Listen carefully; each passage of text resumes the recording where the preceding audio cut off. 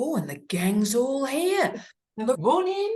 Lorraine, what would I do without you? What would I do? I feel like every week I watch back our sort of family time together, and I think I don't make enough of Lorraine because she is such a precious part of my life. You do. I learn so much just sitting and listening to everybody else. I learned so much from you. So Lorraine, just so you know, you are appreciated, you are loved, and you are known throughout the universe and the unknown universe. You're amazing. So Lorraine, welcome. So welcome to Digital Office Hours. We've got Doug in the house. Morning. And Doug, the shirt's gone. Have we yes, it has. and we've got a whiteboard in its place. So that man's about to start a doctorate, I think. Oh, yes. I'll hope, fingers crossed, double, yep. Can't cross my toes, but I would be doing that if I could.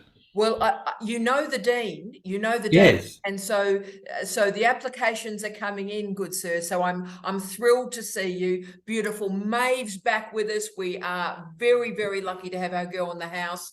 Gorgeous Donna has joined us in the middle of the night again. Good evening, Donna. Oh, we get a wave. Good evening, Donna. Hi, Donna. Hi, Donna. Good evening. I'm all the way from. No, I know, and but at least the sound's working again, so I'm thrilled. Sue's in now. Sue, we'll do a bit of a check on sound. Have we got sound and vision from Dr. Charles? I hope so. Is this the new computer, Sue? Yes, I can see it much better, and it's good. That is fantastic. So we're thrilled to see you. What a nice top that is too. Can I just say, Sue, beautiful top, noted. Thank you. Fantastic. And speaking of the glamour, Noah, good morning. How are you? Good morning, Tara. I'm in Sydney now. Yeah. I'm so thrilled. Do you think you might be in Sydney when I'm in Sydney? Do you think? I'm in Darwin when you're Sydney. Yeah. Oh, well. So I have participated to any Indonesian workshop. Yeah. Oh, that is, well, somewhere on this planet, I will buy you a cup of coffee. It's lovely to see. I will. And look, our star of the 3-minute thesis, Mary, is back. Mary, good morning, you superstar. How are you? Yeah, good, thank you. Doing good. You were magnificent, but how did you feel the 3-minute thesis went? It went quite good. I got into the final, which was good, and it was a really good experience. And I'm actually presenting a 4-minute thesis as a state heritage conference about WA history, so it was good practice for that as well. I'm doing that on 23rd of October. That is fantastic. Oh, gee, it's good to see but I tell all the success is deserved, Mary. All of it. Oh, thank you so much. Oh, fantastic. And Paul, good evening, Paul, from the shed, the glamour of the shed, Paul. It's lovely. It's warm. It's good. How's it feel to be home? Has Private Lives, by the way, has it closed? Was it a short run? No, it's open till December. Yeah, so a longer run. Oh, look, I'll start promoting that for some of my hood. I would be doing anything to have seen it, mate. Unbelievable. Yeah, and reviews are good. Yeah, 4 stars generally, so really good. You deserve that. Absolutely phenomenal. Wonderful stuff. And Queen Gay's in. Great to see you again, gorgeous Gay. Wonderful. Great to see Bree in. Bree's back with us so we didn't scare her off last week from the waterfront campus. That's great. The light of our lives, Adrian, is here. Hello, mate. Can I say, Adrian, a whole series of people this week sent me emails about you saying how inspirational you were and how much they love seeing you, just so you know. Oh, thanks for that. Yeah. I know that. Maybe mentioning, being ripped a new one by your supervisor does cause a lot of interest by people, and I'm sure that they can empathise and want to connect for that reason. But Adrian, I also think it's your kindness, mate. You're a really, really decent, kind human being, and you're very loved by us. So thank you for all that you do. And it is being noted internationally, Adrian. You superstar. Oh, yeah. Fantastic. And Julie's in. We haven't sort of got Julie's picture yet, but hello, Julie. We've missed you. And I forgot. Oh, look at the glamour outside. And that's not a backdrop, is it? Is that a backdrop? That's you? Oh, that's real. That's me because I can't put my headphones in, so I have to find a quiet corner. Gee, it looks glamorous. Oh, wow. I wish. Oh, it looks fantastic. So and Megan, who may be the star of the session this week, we believe we found the second PhD student in Norfolk Island, Megan. I know, and I know exactly who it is that she's talking about as well. So it's, and I didn't want to say anything publicly, but yes, how very exciting. Tax deductible trip coming up for you, dear Tara. Oh, I hadn't thought about that, Megan. Oh, I hadn't thought about that. Oh my goodness me. So colleagues, those of you that are not in the Facebook soiree, a wonderful friend of mine that I've known for 5 or 6 years said, mate of mine's in Norfolk Island. Would you enroll someone from Norfolk Island? Because a lot of universities go like 50 miles or not, right? And I went, we have the digital doctorate. We already have a student at Norfolk Island, and then introduced Megan to Amanda, and they'd gone to a dinner party together on Norfolk Island. And Amanda is extremely celebrated in my past field of sexual assault with her investigative journalism and everything that she did with sexual assault in the churches. Yes. She has a very long and interesting history. Look, she does. I'm trying to remember how I met Amanda. I think it was over some research I did on sexual assault, sexual harassment, years and years and years and years ago. I might have known her a decade, but she, right on, a really good human being, right? Righteous. Yeah. You know, when you use the word righteous, she is a righteous human. Brilliant too. Brilliant. But how about that? Ooh. No. And speaking of brilliant and righteous, good morning, Kate. Good morning. I couldn't get my video to work this morning. Well, can I say, I'm glad you did. Your hair looks amazing. Have you had a haircut? You look great. I had a haircut and I'm dressed for winter. It's freezing in Sydney and rainy, so I'm in denim today. I thought they had a heat wave in Sitters, mate. We just did, and I was down at Bowral, which is in the Southern Highlands, for the Tulip Festival, which was extraordinary. Oh, I bloody love tulips. I had to put my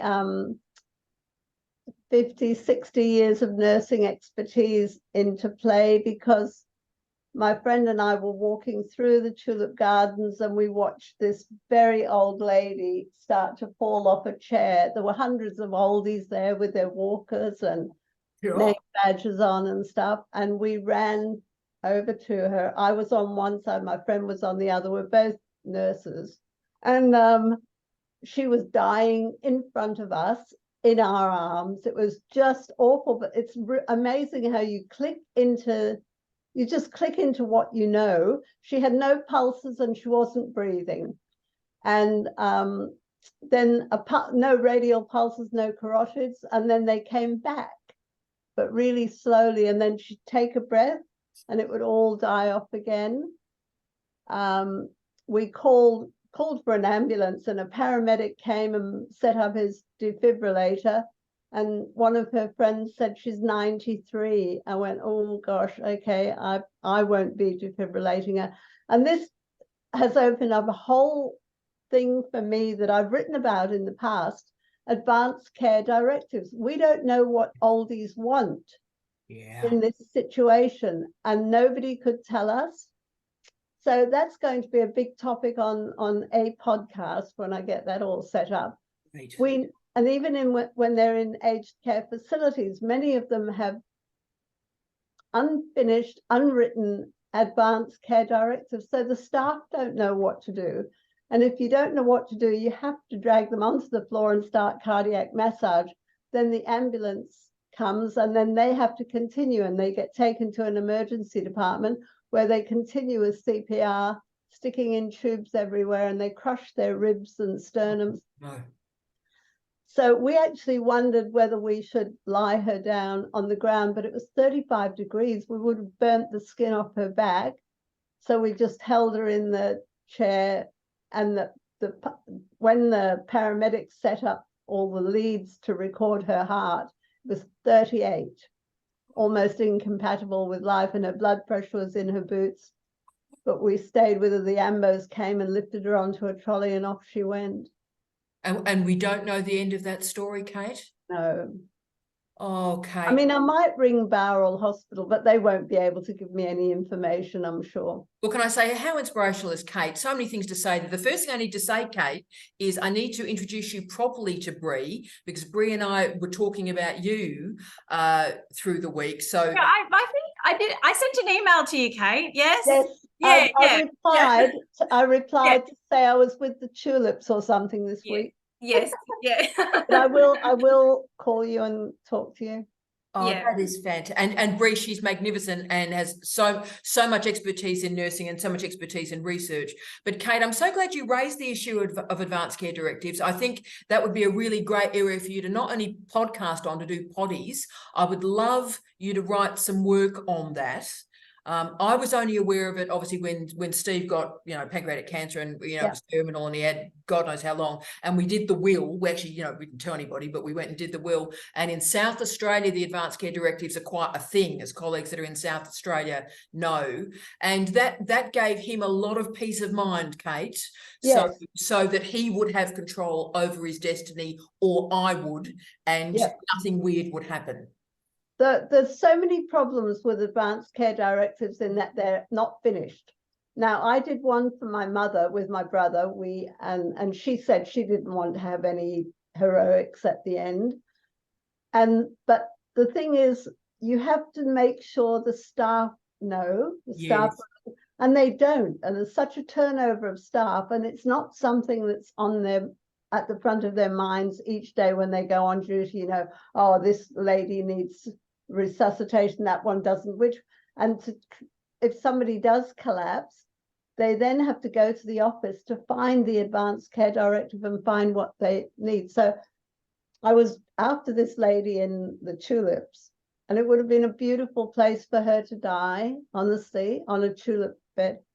I was thinking maybe I could design a nice soft wristband, advanced care directive, amber, cerise, and what's a color beginning with D? I don't know, but maybe a soft wristband so that people know, because if they collapse, if their heart stops, you don't have time to go and find the paperwork in a locked office to find out what they want. And you can get into big trouble if you do the wrong thing. But our care workers will not know 50 people's status. Hey, you've just changed the world there. Has anyone else gone, that is one of the greatest things I've ever heard in real time? And of course, Julie's just given Kate a huge thing there. Kate, that would be a great article for the conversation. Julie's absolutely right. And so the only problem, Julie, can Kate write it on her own, or do they still make PhD and former PhD students work with their supervisors? I'm not working. I'll work with you, Tara, but no one else. No, I don't think so. I think that, you're an expert in your own right, and that they edit it and they work with you as a team. But I've never heard that once you have the qualifications that they make you go backwards. Yeah. Kate, that's great, and I'm happy to give a good girly draft on that. Okay, that would be brilliant. Julie, thank you for that suggestion. That's magnificent. I was really happy that this lady had a name badge on, because for so many years in our dementia units, they weren't allowed to label the residents. Half of them don't even know their own names. There's lots of mistakes with medications for that reason as well. The staff don't know their names. Anyway, Kate, this is the whole thing. We've got to get this book out for you quickly as well. We've got to get this out. I mean, Julie's just going, this is a no-brainer, Kate. Let's do this. And we need to say a huge good evening to the legendary Liam too. So Liam, just for a change, we've talked about tulips and death to start off today, but Bree's met Kate properly, and that's tremendous. But look, can I do our usual conversation? Obviously, we've got, Megan and I have been raising some questions this week to talk about, but are there any, not urgent, is there any topic or something that you would like to talk about? Right, so Megan straight in, but I see Kate just has put a hand up. Kate, darling, what, sweetheart? It's not a topic, you've already talked about it, but music in my podcasts, what website did you mention to go to? Yes, right. Well, I can do that easily, Kate. So Yep. Kate, what I use is Mixcraft. Okay. Which is a good, cheap piece of software that's actually great for the whole editing process for a podcast. It's magnificent for a podcast. And loops are part of it. So, you know, little 12 bars of music are part of it. Yeah. And you can enfold them in because you've then got copyright of it because they're part of the software. So that's great. And Kate, what I'll do is Jamie and I, when we're on Facebook tonight, will also post the AI Sonic site for you. So and again, that's free and interesting, but it's good for experimentation for you, Kate. Okay. Great stuff. So look, we'll go to, I think Liam was in first. Liam, go for it, brother. And then I think it's Maeve. Then I think it's gorgeous Megan. But go, brother. Hello. Hopefully I work on this device. Can you hear me? We can, mate. We can. Yeah, I've had another saga with the work device. Hence why there's some weird name, LW. It's exciting. Yeah, 22.9. Never mind. Anyway, I digress. Actually, it was so serendipitous this week because I met a new colleague at my new institution who actually said one of their references for their promotion was Professor Tara Brabazon. It was somebody who you did a guest speak for in Leeds when you was here in 2018. I now work with them. And it was just, I was like, oh my days, in the Leeds Trinity Library, we're speaking about Prof. Tara Brabazon. I think I know exactly who you're talking. I actually know a couple of crew there, but can I just say this is of the feminine gender? Yes. Yes, I know exactly who you're talking about. Yes. So yes, she is the light of my life, and I've known her a long time and a very precious person. Yeah, our offices are now next door to each other. So that's how weird is that? Is And anybody sweet at the same weirded time. out with all of this? I'm getting, can you give her my love? Having said that though, Liam, I'm sort of in touch with her a couple of times a day anyway. She is like blood in my veins, that woman. I mean, I've known her. She's an amazing human being, inspirational human being, great in disability studies, impairment studies, magnificent person. And also when things get tough, so when Steve died, the first speech I did post his death was for her at another university, and it was an amazing crowd, and she was so kind and decent. And if I hadn't had that speaking gig, I'm not sure I would have spoken publicly in keynotes and stuff again. So that's how important she is in my life. So give her my love. Will do, absolutely. And that was just a bit of information to share. Yeah, still navigating the new systems, processes, and I'm designing a completely new module, which was tasked with me this week. I'm due to start teaching next week, so that's another conundrum, which has been interesting, and I'm just unpacking some of that material. And so I digress, but yeah, it's been a challenge, but I'm also looking forward to the future challenge as well. That's going to be ahead of me. So you're doing an amazing job. But Paul, I was thinking about your comments last week that struck me deeply. We really do not look after colleagues in their first semester in a new job, do we? We really don't, brother. No, the onboarding process is horrid. And you know, I'm a year into my post and I'm still being thrown curveballs. Not, you know, fairly similar to you, Liam, in that they've just redesigned a course that I'm now teaching the critical studies part, and they said, oh yeah, we've never really taught that bit before, so if you could just write a load of lectures ready for when we welcome students in the next couple of weeks, that'd be great. And this is in a discipline that I don't really teach, but which is fine because critical studies doesn't have to be completely discipline led. But yeah, it's crazy how other people's lack of preparedness ends up on your plate quite often. Well, this inflames me. People have no understanding at all about how long it takes to write a good lecture, right?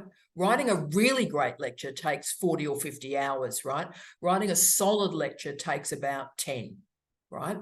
And the idea that people just sort of, oh, just, I mean, that's an Australian, you realize that's an Australian just, that's what I call that, Paul. You know, when somebody goes, oh, look, just go and run a marathon, come back and make a gourmet meal, right? That's an Australian just, where it's like, I'm about to say something impossible that follows the word just, but just, you know, I'm just letting you know that we're about to ask you to do something absolutely ridiculous. And we're going to minimize that by using the word just.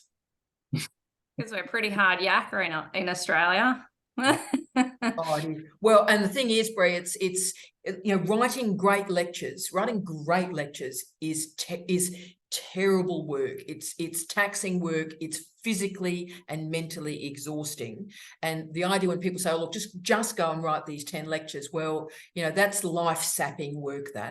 It's life-sapping work. And it's also then the follow-on of putting it all on the learning platform and then creating the materials for students, and then the 50,000 live links you need between the material and the live learning platform. And it's quite, I mean, I digress equally, but that takes hours of, and getting the course codes right and the module codes right and just link that. No, Paul, you're absolutely in the old days. No, that's right. We're so grateful for the work. But having said that, most of us are doing 3 and 4 jobs in the job now. And as you've rightly said, Paul, in the old days, it used to be write a lecture and you'd have some overheads and you deliver that. But now it's write the lecture, then do the digital materials for that lecture, then upload those materials onto the gig, then make sure the discussion forum is working, that all your Moodle connection is working, all the links are live. This stuff takes days of your life, right? Yeah, and me and Liam have got to bash that out in a week. Yeah, teaching starts next week properly. I've had welcome week. I've met some lovely learners, and I feel of service and of use to people there, you know, at that institution. Like, I feel like I'm at the right place, you know, I'm definitely at the right place with the right colleagues. You know, and the colleague who we just spoke about previously has been really, really, really supportive and helpful, and just said, like, look, if you need me to drop in and do a lecture, like, phone me up, you know. So that good feminist ethic of care is there amongst particular staff, which is good. And the students said, like, we need you, like, you know, help. So, you know, and they wanted to have like nice conversations. And I found out quite a lot about the students who I'm going to be teaching by being there this week and sitting with them for a few hours and just absorbing the environment and telling them as well, look, I'm new, so, you know, we're going to learn together. Liam, brother, that's worth anything, right? And the one thing is, because you and I have known each other so long post-COVID, is that you know exactly my experience of Bolton, right? Where that was the greatest teaching and learning and leadership experience of my life. And on my deathbed, when I have an advanced care directive, on my deathbed, I will be remembering that as the greatest experience of my life. And, you know, it was a, you know, dreadful leadership, dreadful contract, everything else was wrong, mate. But those students and those colleagues, I'll remember forever. So the one, you know, advice the old lady can give you is appreciate it while it exists. Those universities tend to be quite unstable, but the care and the love and the service that you can enact is just brilliant, mate. Is just brilliant. So appreciating it in real time, knowing that, you know, we're all one day away from, you know, a restructure, or one day away from another job, but, you know, loving and appreciating that in real time, knowing that that's rare, is a goer, mate. Yeah, and absolutely. And kind of letting people know who are in power as well. You know, this is like Doctor Who, I will regenerate again somewhere else. So, yeah.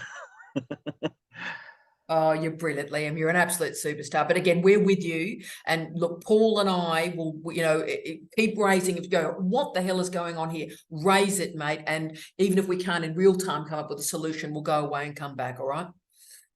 We got you, mate. Now, Queen Maeve, what can we do for you this week, my darling one?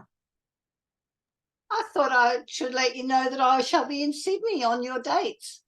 Oh, that's fantastic, darling one. I've been worried about you because obviously we've got some very strong deadlines around you. So I just want to make sure we're caring for you. So Maeve's finishing a chapter this month and a chapter next month. So we're working pretty hard. And so we've just got to care for our Maeve and make sure all is well for her. But the tragedy is Maeve can't meet Nur. So we've got to just try and find a space where the three of us can sort of meet in some spot. I'll keep working on that, all right? But no, Maeve, I'm thrilled. That's brilliant. That's brilliant, my darling. But don't stress yourself. The work is what matters, okay? Sure. You're a superstar. Well done, you. Now I think we're on to Megan. Now, Megan and I have been exchanging a whole series of emails on multiple platforms and fora through much of this week. Now, Megan, where do you want to start on our conversations? Well, I'd really like to hear from my peers and colleagues on what their opinion is of using public intellectuals and their grey literature in a PhD thesis. Does it wash? Does it not wash? Now, I'm particularly talking about Brene Brown, who is a scholar and whose many books, I think she's had about 6 bestsellers in the New York Times list, and maybe she's got 9 publications. They're all based on her shame resilience theory that was done through, her research was done through, it was grounded theory. So there is a theoretical basis, but she's not very well accepted in the academic world. So I'm really interested to hear from other people. Would they risk using this sort of stuff in their thesis? And look, I'll start this conversation, and then I'm really looking forward to Liam kicking off from there. So Megan, my darling, Brene Brown is a 30-year academic. She's only a little bit older than me. She's been in the university sector throughout her career. She's taught graduate work. She's been very active in graduate work. She is research active. So she is an academic. If she's not an academic, I'm not sure who is. The reason she is often discredited is probably too strong a word, but undermined or marginalized is on multiple grounds. The first is she has a vagina. Now, a woman academic, our culture is not used to seeing public intellectuals with a vagina, right? There's basically Germaine Greer and a few others, thanks for playing, but it's rare. Mostly we want the sort of Jordan Peterson, Noam Chomsky, Zizek, you know, the notion of the public intellectual or the organic intellectual or the dissenting intellectual pause most comfortably in a masculine shape. So that's the first thing. The idea that a woman is an intellectual, that gets people going. So there's the chick issue. Then, of course, there's social work, which has a lot of convergence with nursing research and scholarship and allied health research and scholarship. It's emerged through the last 20, 30 years. And as, you know, Sue can speak to this, Kate can speak to this, Bree can speak to this, you know, nursing research has been disrespected through our entire professional lives. Physiotherapy, radiography, speech pathology, keep going. So these disciplines are seen to be sort of applied science or applied social science, and there seem to be professional qualifications that don't happen in a university. Now, 30 years ago, nursing entered a university, allied health entered a university, social work entered a university, but there's still people that sort of go, well, you know, social work, right? And then the third issue, which serves to discredit her, is that she has been able to be an organic intellectual with great effectiveness. An organic intellectual is someone that not only understands their field incredibly well, but is able to communicate it to other humans. And that is a gift, and that is a blessing, and that is rare. And most academics can't communicate complicated ideas in a public forum to diverse groups. She can, and of course, that's when we end up with all the sort of jealousy, like, who does she think she is? She's just a social worker, woman, So because she's been able to enter popular culture, as very few scholars can, Zizek's done it, Germaine Greer did it, Jordan Peterson's done it. So that's a whole thing, and it's a skill set. Whatever you may think of people like a Jordan Peterson, they've been able to move scholarly ideas into a different fora. And so they're the reasons why she is discredited. But we need to remember she is an outstanding scholar, well published, and has been a career academic for 30 years. So, so you know, so go, Megan, and then we'll go to Liam. So she's well published in grey literature, and I've actually only found 3 other journal articles that test her shame resilience theory. Is that enough to use in a thesis? Well, first thing is, Megan, I'll check that, because remember, in the social sciences, and let's just go to that. Let me try and remember the stat. This study was done in 2018, Megan. In the social sciences, 58% of journals, let alone articles, journals are not in Scopus. So Okay. in those disciplines, in the social sciences, humanities, and in the new allied health disciplines, there's a tendency to not, again, it's that credibility issue, Megan. So Yeah. let's check. And so is grey literature simply what we describe as that which is not in Scopus? Yeah. Well, people can go to hell, because that's ridiculous. Scopus relies on very effectively on Elsevier and on Springer publications. It's a corporatized formation. So Megan, let's check that data set. But that's an excellent point. Thank you. Yeah. So let's watch that. And let's go to Liam. Now, Liam, where are you on this, mate? Ooh. That is so fascinating, Megan. I would say I'm with you. So a big chunk of my thesis was based on the intersectionality literature, and a lot of that writing comes from Black feminism in the USA and kind of like poetry sources, rant literature, political manifestos, and channeling that kind of literature. It's not academic per se, although some of the writers have gone on to become academics. So it's a precursor to being an academic, but also speaking about hot political issues. And also, I'd say I channeled some of that literature in its original form, because it then became a journal article, or it then became repurposed in an academic forum, if I'm making any sense. It's quite late at night here. So yeah, I found a lot of primary literature sources which were not necessarily academic in text, but the scope of it was making important messages that could be channeled to make a contribution towards new knowledge. So that's Liam's made a crucial point there.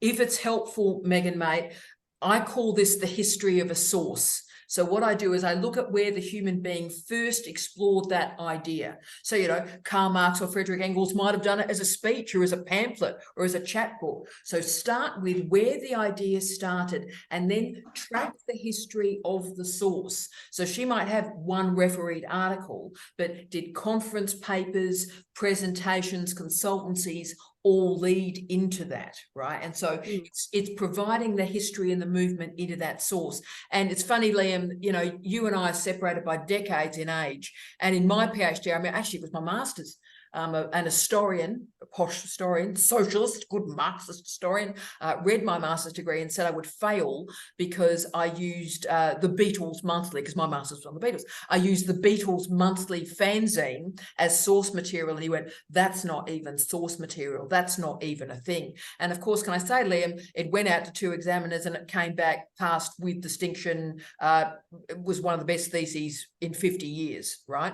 But it's that notion of what is a source and what is credibility. And refereeing makes that very easy for us with the auto-refereed source.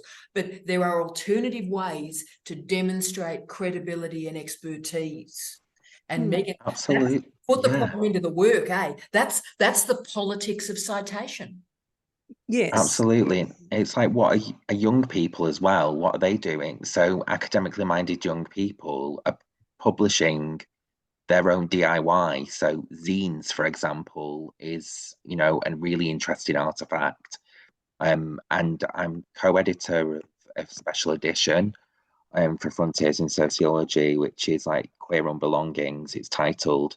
And there are people who have made submissions doing some groundbreaking work with like zines, zine signs, for example, fanzine magazines, online kind of print, and they're making such valid arguments about positionality of academic knowledge.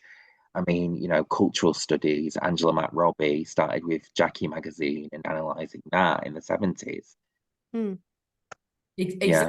Paul, do you want to speak on that too, mate? Because this is our bread and butter, really.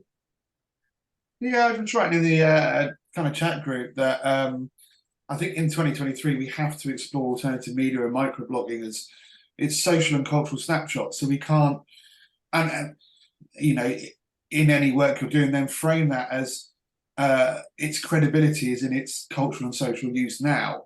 So you know, any sort of material out there is credible within the argument as long as it's framed within that, and that's, you know, a lot of what I talk about with students, because they're worried about what they can and can't use when there's such an influx of information at them.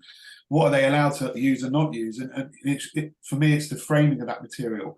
And yeah, certainly, I echo what, you know, Liam's saying, and that, you know, socially and culturally, it's wrong to not use what generations and what the culture and what society are talking about now, and that doesn't have to be a journal. Yeah. Paul, I actually have a sticky note sitting on my computer of something that you said a couple of months ago. And it was around the transformations of citizenship via digital means. And does the rise of blogging help citizen journalism? And then I added, does this help the lived experience? So I'm studying the lived experience in mental health. So yeah, I found your words that day particularly helpful. So thank you. Yeah. Anytime. No, it's, yeah, and it's interesting, isn't it? With, yeah, you're completely right. You know, citizen journalism is a snapshot of now. It is as cultures and society move, and so we have to take that seriously. And how that's going to change in the future, God only knows. But yeah, it's history. It's the most relevant and kind of changeable history we can see right now. So we have to take note of that. Thank you. Well said. And that's about epistemology too. It's being real and clear on epistemology and ontology. And look, I'm going to go to Jamie in a second, but I want to go to Sue. Sue, do you want to just speak to, let's see if I can get you demuted. No, you got it, mate. Sue, speaking to, you know, this will help Megan with social work and mental health. Sue, speaking to the roller coaster role of physiotherapy in our university sector through your lifetime, and the credibility or lack thereof of physiotherapy, Sue. Yes, well, I made a note here that 60 years ago when I did physio, I did it at university. It was a university course, but it was only a diploma, not a degree. And it was largely attended by women. I think we had 30 women in our first year. And that was the entire physio course for the state of South Australia. So we were graduating maybe 28 people per year to cope with the whole state. But there was no research that had been done and published, and it was not possible to do any either, because we couldn't get ethical approval on not treating anybody to have a controlled trial. And so there was just nothing written about physios that we could do. And we started to write things in our journals and things, but everybody, we came very much down the list in you know, the big doctors sit at the top and the physios are right at the bottom. And our nurses were at the bottom, Sue, sorry. Nurses? Well, where are midwives? I mean, midwifery. I haven't mentioned midwifery. Where was midwifery?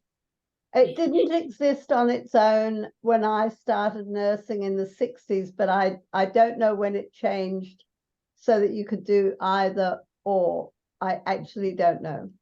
Bree might know. She's But younger than me. Sue, I think your point there about journals, that physios were locked, Megan, in their own journals. So not even moving into allied health. And I think social work has been the same in so many ways, that look, there's the social workers over there. That's a profession, that's sort of applied social science. And there's no actual research here. Can you see sort of what's happened to Brene Brown and it's still happening? Yeah, correct. My concern is that my own discipline doesn't recognize the worth of Brene's theories. So I find that really interesting. Like, we are supposed to be social activists and we work for social justice. But here's a great scholar and she's considered as grey literature and her theories are not real theories. Is anybody going straight to intellectual jealousy there? Lorraine, did you go straight there, mate? Did you go? Yeah, mate. Lorraine, I mean, you and I have never talked about this. Have you got a vibe on Brene Brown? I mean, I think, look, she's a storyteller. She's a great speaker. She uses grounded theory. She uses it properly in terms of saturation. She doesn't get rid of aberrant data points. She does it over longitudinal studies. Any vibe on Brene? Would often recommend students in the diploma of counselling when I was teaching at TAFE to research her, and always had a little clip where she explains very well the difference between empathy and sympathy. So that just come into mind. That's just a really good one for people to watch.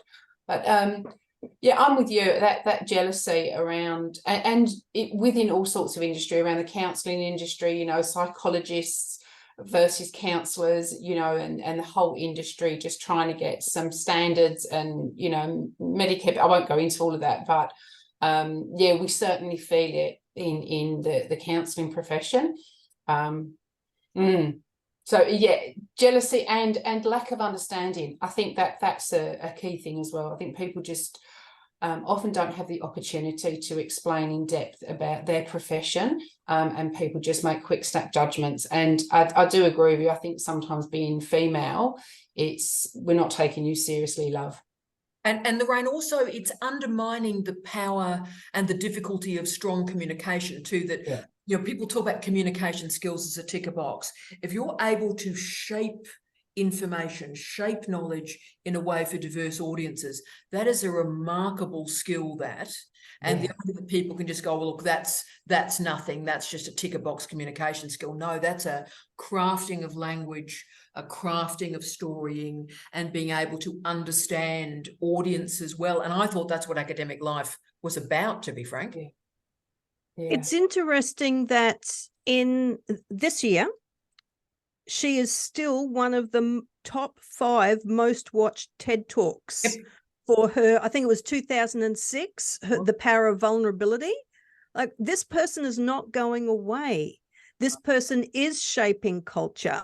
And this person, just on the Medicare debate there, Lorraine, I actually am an accredited mental health social worker, and she has equal qualifications. Like, it's very frustrating for me. It's frustrating when you spend, you know, 7-8 years training and then you're deemed, you know, not.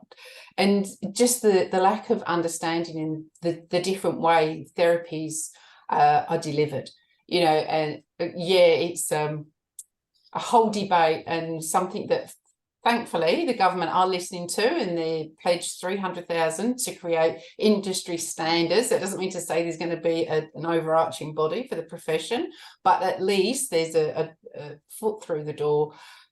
So yeah, watch this space. Maybe counsellors one day will get it, because social workers can, as you know, occupational therapists, psychologists, the whole team of, but counsellors, psychotherapists, no. Family therapists. I worked in the eating disorder sector for many years, and the best evidence practice is family-based therapy for young people experiencing eating disorders. Family therapists cannot access the Medicare benefit scheme. So, and there's 40 sessions allowed per annum. There was a change a couple of years ago from the standard, you know, 6, apply for 4 more, get the 10. They can have 40, but not to see a family therapist, which is the proven gold standard therapy to deliver. Go figure. I was like, really? Lorraine, that's brilliant. And I tell you what, Megan, we're developing this argument for you. Put the problem into the work. Put your problem into the thesis, mate. I'm going to. I just have to get approval because it's not welcomed at the moment. Oh, look at everybody's face. Everyone. So straight to Maeve, but Megan, just look at everybody's face there for a moment. Everyone's face went, how is that a thing? That basically everyone's how is that a thing? Go, Maeve. Okay, so the degree I didn't finish, I did in the mid-70s. So social work was, and it was a social work degree. So social work was a thing in the 70s with a full school with, 1,000 people, whatever.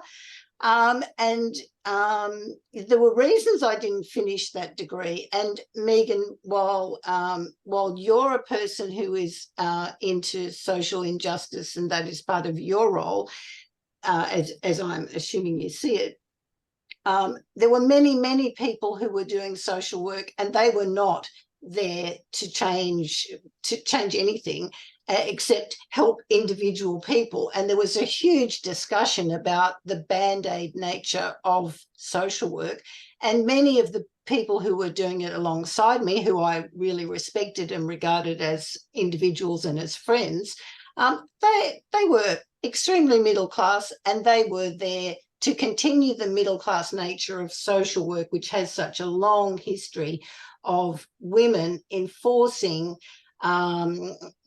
basically the colonizing values. It was women who were, with my grandfather, who was institutionalized from, very young age, it was women all the way through. So it's a very, very tricky thing, because on the one hand, with women, it's our caring nature that is being exploited within a colonizing framework. So I think the politics of social work are what I think you're actually confronting here, Megan. I think that's a very, very good point. And as I've always said, and you've heard me say thousands of times, Maeve, a vagina does not a feminist make, right? No. And patriarchy would end tomorrow if women decided they wanted to make patriarchy end tomorrow, right? So women are the handmaid's tale, right? So, and Megan, there's no doubt about it that the professionalization of particular caring professions has enabled particular middle-class people to maintain the status quo. We all know that. That's the nature. That's what a profession is, isn't it, Sue? Yep. A profession is there to ensure the system continues, and people who are unable to fully contribute to the capitalist system are able to do so. That's the point of it. And that's the public intellectual role, the dissenting intellectual role, or the organic intellectual role. They're different because they are unsettling the status quo. And I think Brene, and so for example, Jordan Peterson is a public intellectual. He's not changing anything. He is very, very conservative. But what I would say is that Brene Brown, with her commitment particularly to anti-racist configurations, the Me Too movement, that she is moving more into the organic intellectual. I still think she very much, is a believer in marriage and families and religion and that's fine. That's great. I have enormous respect for people that do that, but they're the tenets of her life, and they can be quite conservative formations, but there's a lot that's quite radical in her work as well. So I've always been a dissenter. It just looks like I've got another couple of years of playing the dissent game then.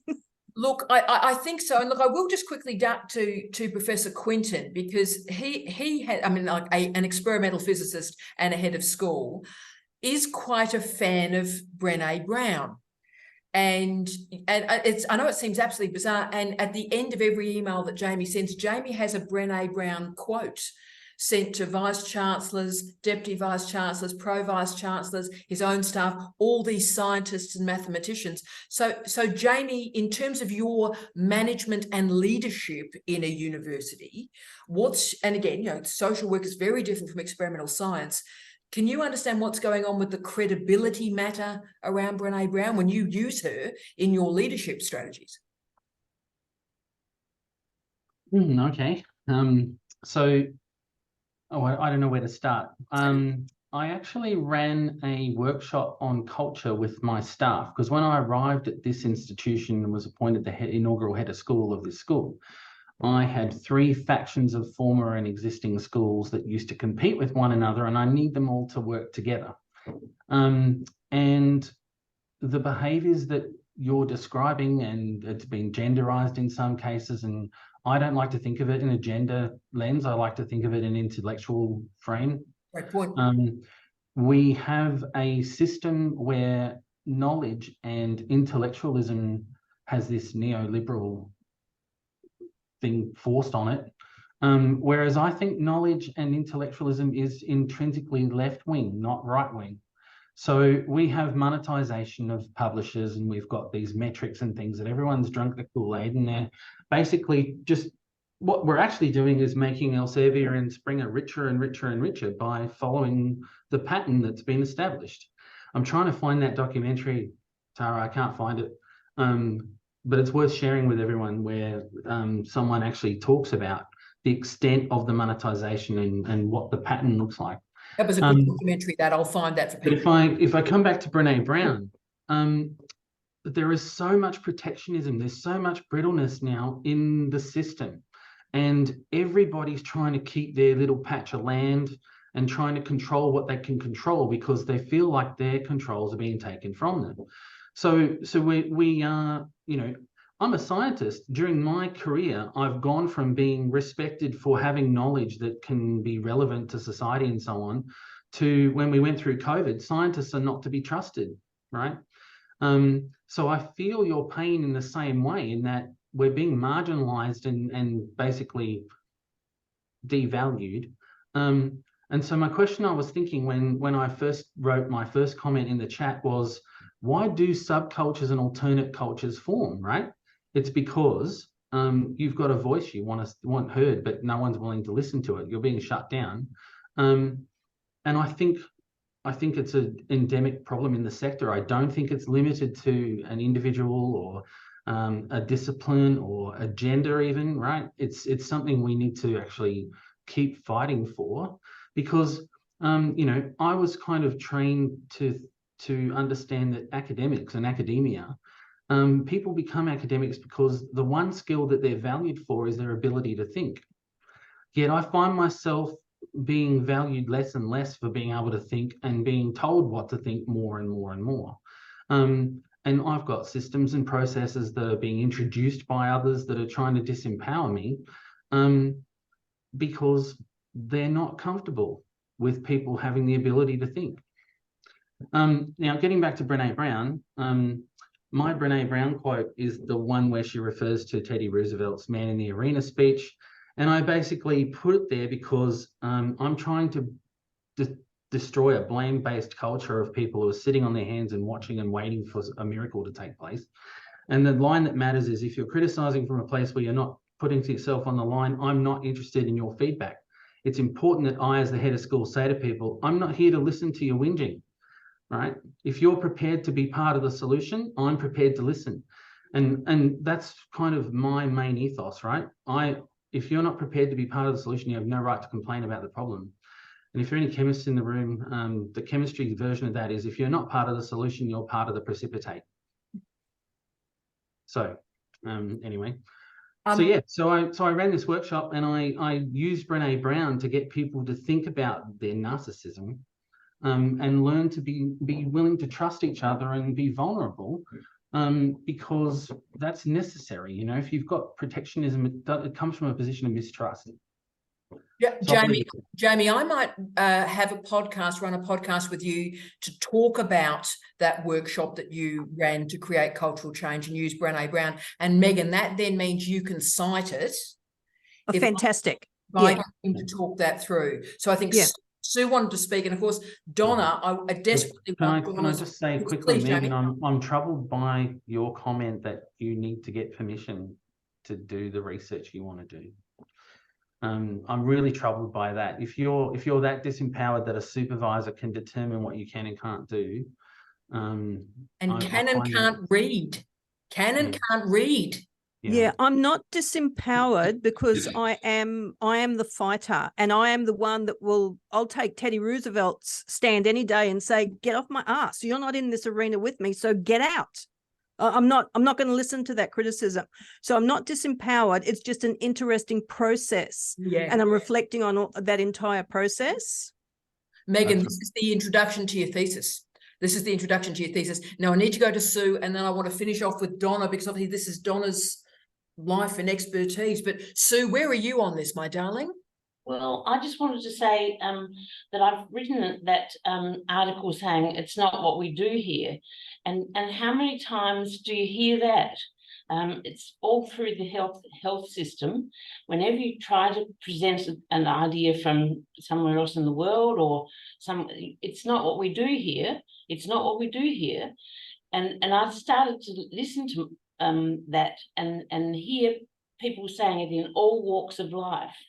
And if we continue to accept that, we're never going to change anything. And I think, you know, you just have to say, well, why isn't it? And this is why we should be doing it. Well, Sue's got me all revved up there. I'm ready to fight somebody. I'm ready to fight somebody now, Sue.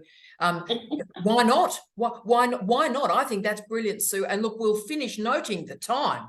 Again, every week you do this to me. I never know where we're going to go, Bree. And they do it to me every week. Unbelievable. Now, Donna, obviously it's the middle of the night for you, but, you know, this is obviously your bread and butter and your life. What's your feeling about credibility and knowledge and the caring professions? Where are you on this? I take Paul's point that I think it's about ensuring that you contextualize, you know, where you're placing something, and ideas have to start somewhere, don't they? I mean, that sounds a bit trite, but you know, a lot of the feminist writing would be around the challenge to, you know, white middle class men. What about the global south? What about women? What about Spivak? You know, I mean, there's material out there. Donna Haraway, is it as well, around using other material other than the traditional, you know, feeding the publishers, the established publishers, and actually looking for other sources. And Liam referenced intersectionality and the likes of Loretta Ross and that movement, all of it from a social work point of view. You know, that was grounded in, you know, civil liberties, rights, people on the ground, protest. So I mean, my take on it would be that Brene Brown, that whole vulnerability, why not? I mean, if that reaches people, communicates, makes sense, why would you not use it? And if I can just, Donna magnificently said, and Megan, if I can just finish off as we conclude our conversation, the point is Brene Brown is popular. She is part of popular culture. And as the popular culture historian of our family, the greater question is, why is she popular? And that's the question we need to answer. What is she serving in our complicated post-COVID neoliberal environment?